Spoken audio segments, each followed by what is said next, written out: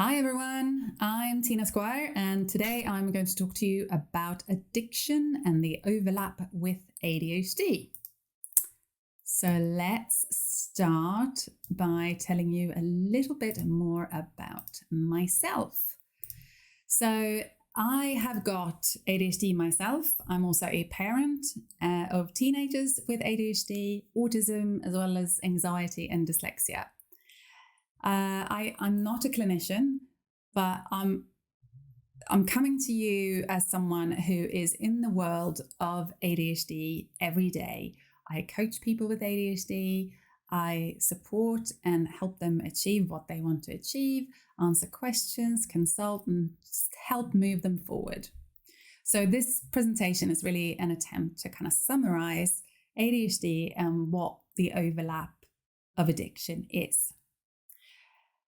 I'm thinking that many of you are probably like me, so I've tried to make this as digestible as I possibly can. And I've also tried to keep it fairly short, so let's see how we go. If you want to know more, however, there are loads and loads of studies and reviews, meta-analysis and that sort of thing out there. So if you want to find out more, there's plenty of opportunity to find out more. I also want to clarify that today, when I talk about ADHD, I mean all types of ADHD, so ADD, inattentive type, etc. So let's get into it. I want us first to look at the definition of addiction. So when we're talking about addiction, the official definitions in the UK that the NHS makes is that it's defined as not having control over doing, taking, or using something to the point where it could be harmful to you. If we jump over the pond to the US, the National Institute on Drug Abuse define addiction as a chronic relapsing disorder. It's considered a brain disorder because it involves functional changes in the brain to brain circuits involved in reward, stress, and self-control. Now, if you have ADHD, you have probably heard those words before. The American Society of Addiction Medicine define it as a primary chronic disease of brain, reward, motivation, memory, and related circuitry. This is reflected in an individual pathologically pursuing reward and or relief by substance use and other behaviors. And we're going to come back to that and what is kind of important about that. But firstly, let's look at where do we draw the line between a problem versus addiction. It is a little bit of a grey line from what I can understand. Most people tend to agree, however, that it is about how it's affecting you and how you will live your life. So as an employee, for example, that is checking their social media every 30 minutes might have a problem, but when that person loses their job due to excessive social media use, then it's becoming harmful. It affects their income potentially. It possibly affects their housing as well as relationships. And that's not to say that you shouldn't treat these types of things until they become addictions, but it's also kind of interesting to look at what we're actually looking at. So looking at types of addiction. As I alluded to previously when we're looking at definitions of addiction, it includes not just substance addiction like alcohol and other substances. Also included in that is sort of behavioral type of addictions. So substance addictions are things like alcohol, smoking, prescription drugs, etc. Whereas the behavior type of addictions are the things like gambling, shopping, internet, social media, smartphones, but also food-related addictions. And all of these are included in all of those official definitions of addiction. So we are really talking about all types of addiction when we say addiction. But why are we even putting ADHD and addiction in the same context or in the same sentence, right? Because there are so many studies that have shown such a strong connection between ADHD and addiction. There are a lot of similarities between the brain of someone who struggles with addiction and someone who has ADHD. And when you look at people who struggle with alcohol addiction, for example, you find that about 21 to 23% have ADHD. And among adults being treated for substance abuse, the rate of ADHD is about 25%. For people with a gambling addiction, 25% of them have ADHD. And when it comes to internet addiction, about 20% of adults with internet addictions have ADHD. An interesting fact there as well, there's no significant divide between men and women. I think it's something like there are more adult women than adolescent boys that have an internet addiction. There are even several studies that have concluded that as much as 50% of people struggling with some sort of addiction also have ADHD symptoms. However, in that context, it's also important to mention that having these addictions, or if you or someone you love are really, you feel that they have an internet addiction or a gambling addiction, it can't lead to ADHD. It can't cause ADHD. It doesn't go that way. But if you have an addiction, if you have ADHD, you are more likely to develop an addiction because we are more predisposed. So let's look at that for a minute. So why are we more predisposed to addiction? Well, when we look at the sort of symptoms that we struggle with, things like poor impulse control, or we crave novelty, we're naturally very curious. We're also neurodiverse people living in a neurotypical world, so low self-esteem and confidence issues tend to be fairly common. And although most people actually do self-medicate in some way or another for things like sleep, shifting emotions, etc., as ADHDers, we are more prone to self-medicate for that sort of thing. And boredom is painful, let's face it. And there is a higher prevalence of comorbidities, as in other conditions with people with ADHD. So we're more likely also to suffer with stress and anxiety. And as we know, looking at all of those symptoms and traits, they are all elements that can also lead to addiction. So let's look at the science for a minute. So I have the obligatory slide with a brain on it when we talk about science. However, I had deliberately tried to not make it so sciencey. So I'm going to try and talk this through with you. It basically all comes back to dopamine. Dopamine is the neurotransmitter that is present in regions of the brain that regulate emotion, motivation, and feelings of reward. So when dopamine is activated, the system rewards our natural behaviors. That's how it should work, and it works well in most of our neurotypical friends. However, ADHDers have lower level of dopamine and or struggle to activate or pick up the dopamine properly. So we don't receive the reward feeling as much as our neurotypical peers. So we go searching. So we're more likely to proactively seek out events in order to get this flood of dopamine through general thrill-seeking things like riskier sports, maybe like mountaineering or mountain biking, bungee jumping, but also through things like shopping, gambling, as well as drugs and alcohol. And each time we get a little hit or dose of dopamine, it makes the brain think that because we got that increase in dopamine, it must be important. And in evolution, this obviously made a lot of sense, but in the age of the internet and clever marketing techniques, this is not the case anymore. But the brain wiring obviously still works the same way. even this searching and seeking helps keeping dopamine levels high.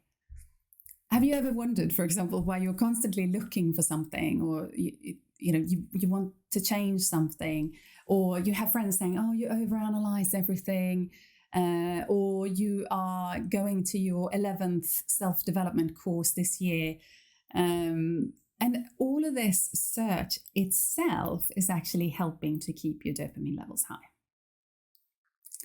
And when we are seeking and searching, ADHDs aren't normally actually looking for a high.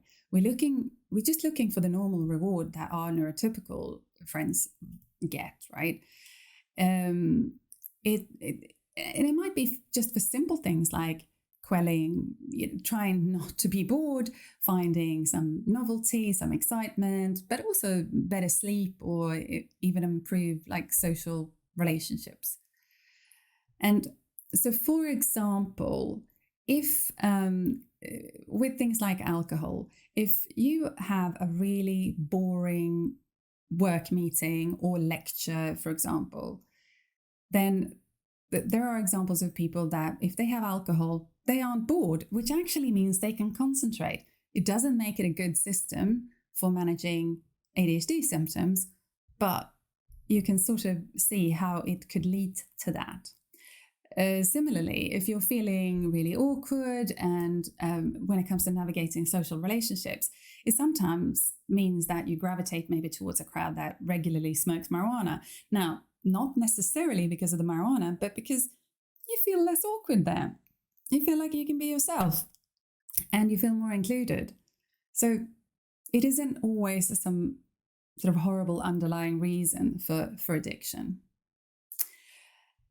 And in a study that involved a lot of young people, only 30% actually said that they used substances in order to get high. 70% are actually doing it to just shift their mood or focus better or sleep better or some other reason.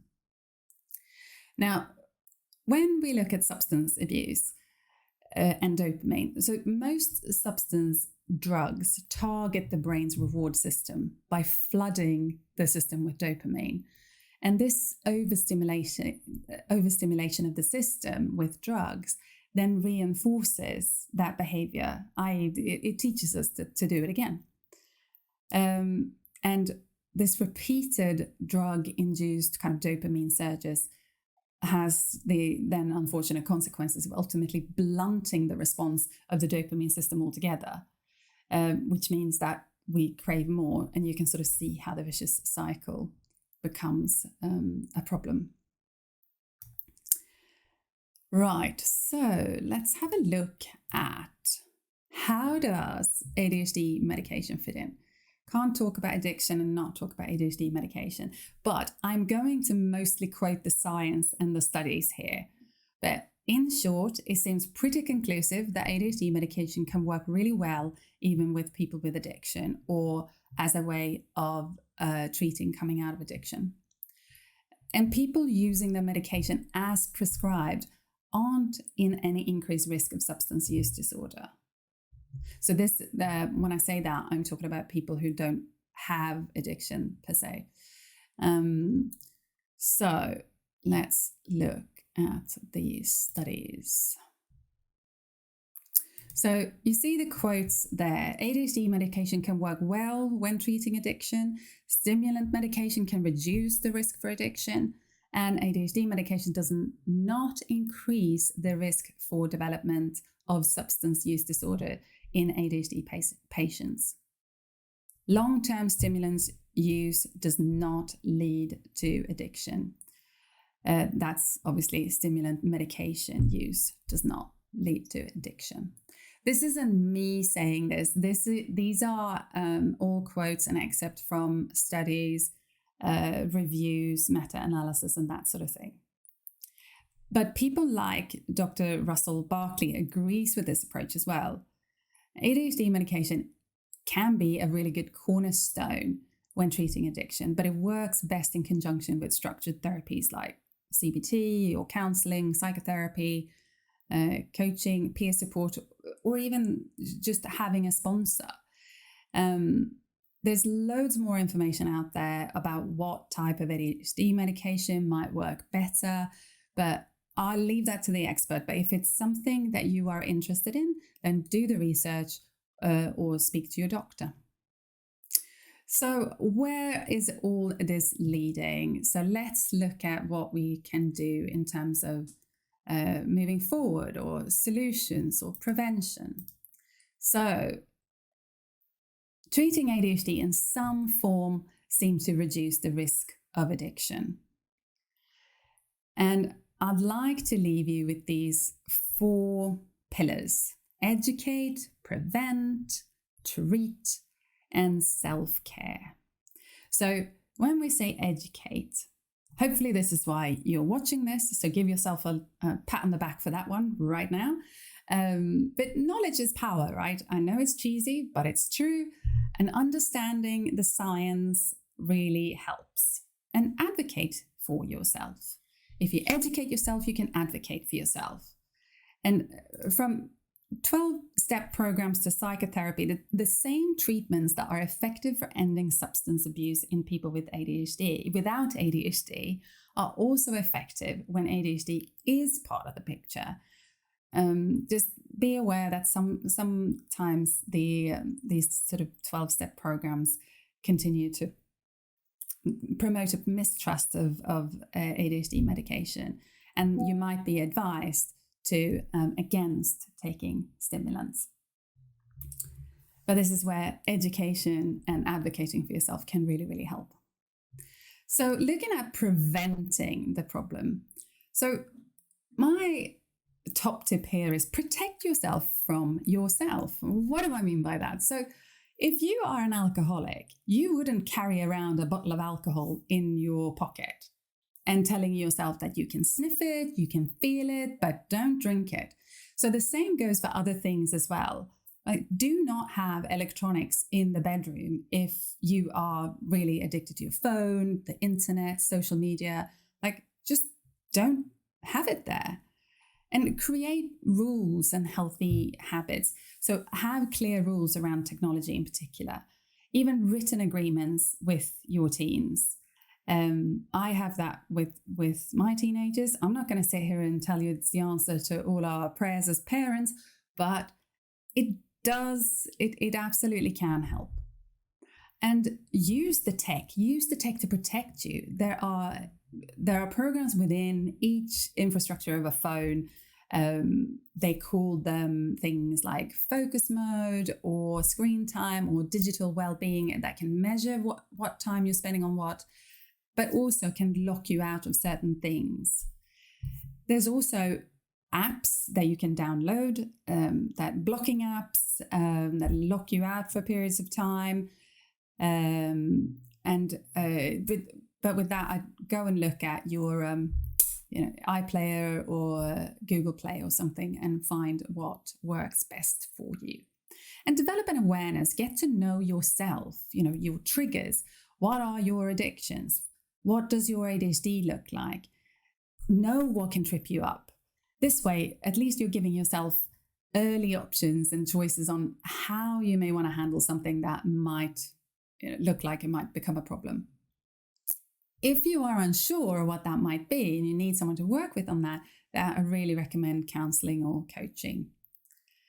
And then treat the problem. So here I'm going to quote Dr. Russell Barkley again. He recommends proper diagnosis of ADHD, education, learn, advocate, teach people around you, dispel any myths, and modification, i.e., so those are things like the structured therapies like counseling, sponsors, CBT.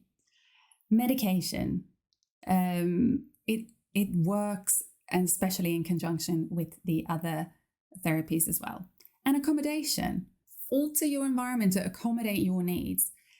ADHD is recognized as a disability, both in the US and the UK, and school and work settings should be listening and working with you when you have a need that comes from a disability. Again, if you're not sure what to ask for, that's the sort of thing I'd work with somebody else, like a coach or a counselor with. And of course, self-care. Overlapping strategies for both ADHD management and managing recovery from addiction involves a lot of good advice when it comes to self-care. So things like good sleep, exercise, stress management, nutrition. That was great that it came up saying, do you need a break, Tina? Yeah, probably do need a break. So I'm going to keep that in. But good nutrition and then creating a whole routine and structure around that to make sure that your self-care needs are met. And do keep busy and engaged. We do not fare well when we are idle, as I'm sure you can relate to. So considering the prevalence of ADHD in people with addictions, if you are here as an addict or have a close family member or friend who has a problem or is an addict, it might be a good idea to assess for ADHD if you haven't already. And what I also want to say is that seeing that all of these relatively high numbers of prevalence of ADHD when looking at addiction, it doesn't mean that you or someone you love will become addicted. Important to remember that. So I hope that this has been useful, and I hope it's given you some options of where to go next if this is a concern and things that you can look into. It's just a quick overview. It's still just about 20 minutes. So you can see why you'd need a lot of time to go into all of it. But hopefully you can see and understand a little bit more about the overlap between addiction and ADHD. Thank you for joining me, and feel free to leave any comments and I'll do my best to read them and respond. All the best. Bye.